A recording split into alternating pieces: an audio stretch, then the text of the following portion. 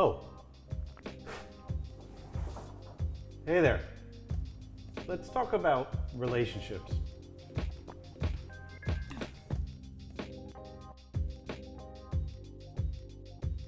Hello and welcome to the Mindful Movement. I'm Les Raymond. Thanks for tuning in for another mindful tip. It's been a while since I made one of these mindful tips, and something came up in my thoughts recently, and it seemed like an opportunity to pull the tripod out and get after it. So I would like to talk a little bit about relationships today. Over the last few years, I think many people could relate to the idea that some relationships have been strained and maybe disengaged from each other. And as things are changing in society and our culture, many relationships are coming back together after a while apart. And I find that that might be a great opportunity for many of us to re-engage in relationships in a different way than we did before, especially if before you had a history of maybe ineffective engagement or some toxic aspects of the relationship. This is really common within families. It's hard to have, perfect relationships with all the members of your family.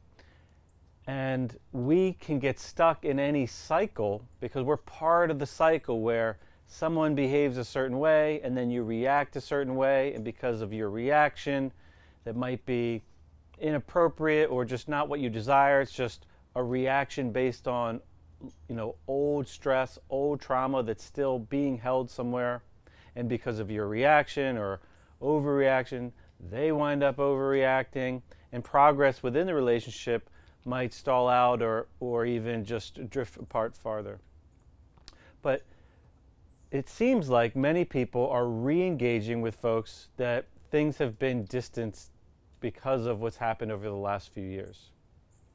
So this is an opportunity to shine light on the cycle itself, to be able to ask yourself what there is to learn about yourself based on the way that you're responding to the relationship, whatever your tendency is, and also trying to put yourself in the other person's shoes a little bit more and practicing that skill of compassion.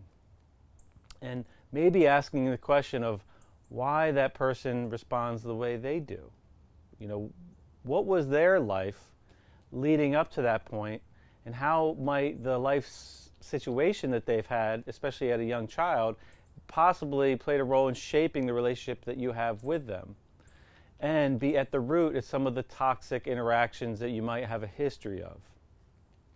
So if you're in a cycle where so-and-so always does this, and every time I do this, they do this, and you're always kind of finding this negative thing about how someone else is behaving, which ultimately we can't really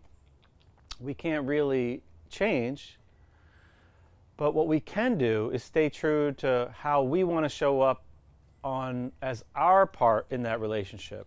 So let's say you have a younger sibling, you could ask the question, well, how do I want to be as this person's older sibling? How do I want to show up in the world? Do I want to come from a place of love or fear? And then start to shape your decisions, your behaviors, your actions from that framework, and break out of that cycle by first shining a light that there is a cycle, and maybe have a deeper understanding of where that cycle emerged from. Chances are it emerged from something that happened a long time ago when we're very young and our thoughts and beliefs about ourselves are being developed.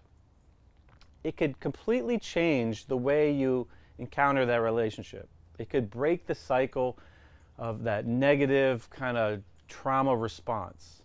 You could say, oh, I see why they feel that way. When they were young, they needed safety, and because they didn't have it, maybe they developed a strategy to help them survive. And through that strategy, though important it was for them at the time, it also set up for this cascade where we fight about these things or those things.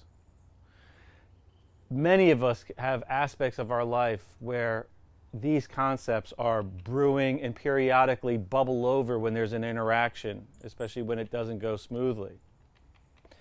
So what I would propose is just to challenge you to kind of look in the mirror a little bit and maybe try to look in the mirror from a different perspective than you're used to. And that can be helped by asking different questions. One question that Sarah's brought to my attention recently that's very interesting is when you experience someone in your life that's behaving in a way that you feel is not ideal, or it's not what your expectation is. Instead of thinking about what's wrong with that person, asking them what happened to that person.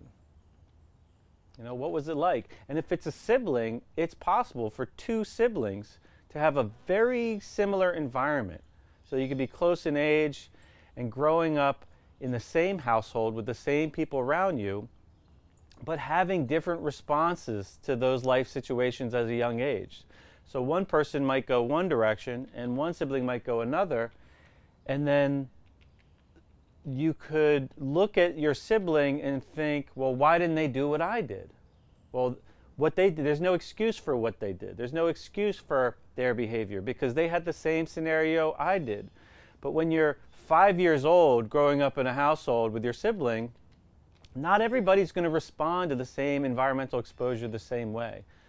So different thoughts and beliefs will be developed, and those will eventually emerge and show up in our life in many ways, oftentimes positive and sometimes not positive, but there's a lot to learn from those experiences.